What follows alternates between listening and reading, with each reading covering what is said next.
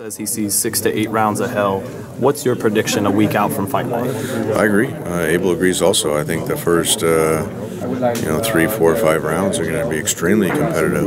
It's going to be like a chess match between both these guys at the highest level of boxing. So you don't think they just come out guns blazing right away? You think it builds? Well, I mean, if Canelo wants to make it a gunfight, I think Triple G has bigger guns. But look, you got to give Canelo a lot of credit. The way he pitched a shutout against Chavez Jr. for 12 rounds.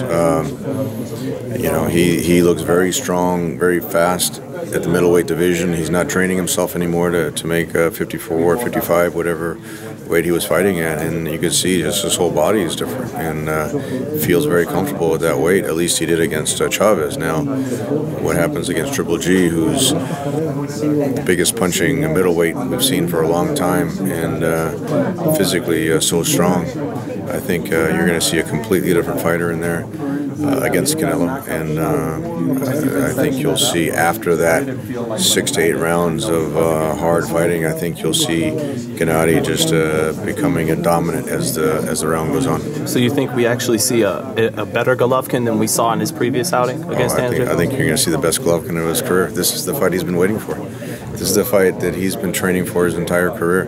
There's no holding back in this fight. What about his age, that he's 35? And he's an aggressive fighter who's taken some tough fights. Well, not tough. He's been knocking everybody out. Gennady hasn't taken a lot of punishment in his 37 wins, at least not in the professionals. And Abel says we haven't seen the best Triple G like he sees in training, like he sees in sparring.